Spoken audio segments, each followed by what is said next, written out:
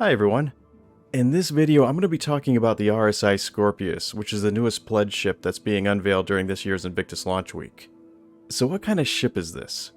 It's a multi-crew anti-fighter and anti-personnel heavy fighter craft. When I first saw some initial mock-ups for the Scorpius, I didn't know if it was going to be more of a competitor for the Vanguard or the Hurricane, or end up being some kind of intermediary that sits somewhere in between the two. But based on its size, its DPS output, and its components loadout, I'd say with confidence that it was definitely created to be a direct competitor for the Hurricane. And in case you were still having any doubts about that, they've even gone out of their way to show the Scorpius dogfighting with a Hurricane in its concept artwork.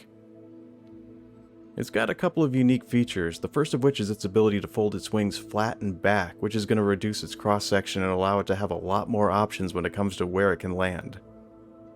And it'll be interesting to see if this configuration mode allows it to fit into something like a Starlifter.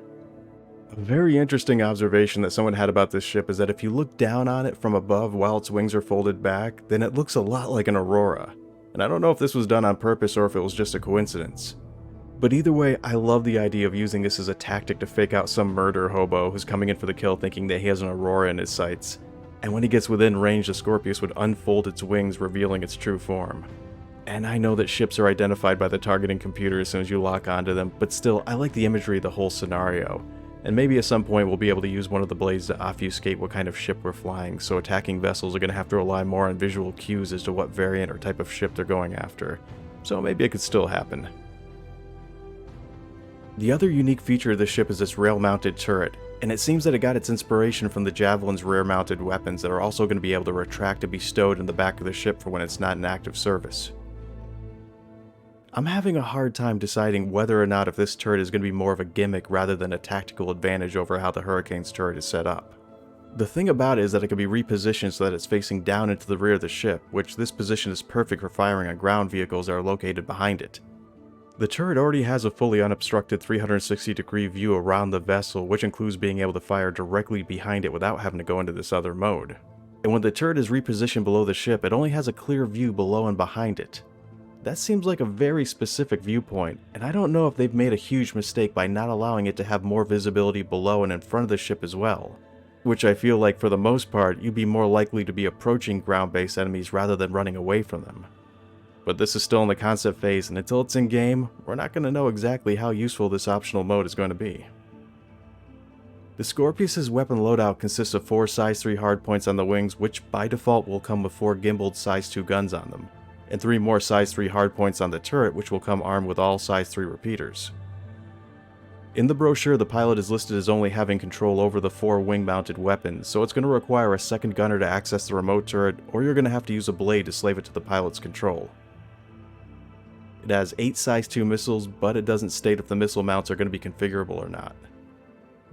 The collective DPS of the turret is the equivalent to a size 5 weapon, and if you fix the wing mounts, then you'll have a slightly higher DPS total that's a little more powerful than a single size 6 gun. And if you add it all together, the Scorpius' default loadout has more firepower than a Vanguard, and that's including the Vanguard's turret. If you compare the fixed-to-fixed and gimbal-to-gimbal loadouts of the Scorpius against the Hurricane, then you'll find that they have exactly the same DPS. It has all small components, which puts it again in the same category as the Hurricane. The Scorpius has 2 small shield generators, 2 small power plants, and 2 small coolers. And just like with the Hurricane, it seats 2. My biggest hope for this ship is that its ability to pitch, turn, and roll is a lot faster than the Hurricane's is. For a ship like this, I wouldn't care if it didn't have the fastest top speed or boost capabilities. But to compensate for that, it should have a lot better maneuverability, which is what I want out of a heavy fighter. So who's going to be interested in this ship? I think the Scorpius would appeal to anybody who's looking for a heavy fighter to add to their fleet. It seems to have a lot of firepower, and in the description they keep pushing the idea that it's fast and maneuverable, more so than people would have expected from it. So hopefully they'll end up sticking with that, because that's exactly what I want from this ship, and that's exactly what it needs. More survivability and more responsiveness. And I really hope that I don't hear the words glass cannon come out of any of the devs' mouths when they try to describe how this ship is going to perform.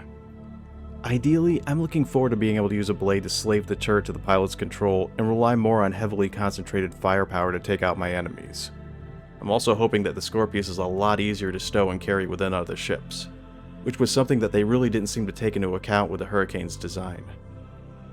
I'd also just like to say as a disclaimer that this ship is still in its early concept phase, and a lot is probably going to change about it, and more is going to be disclosed about it in future ATV episodes, Q&A postings, and general Spectrum threads.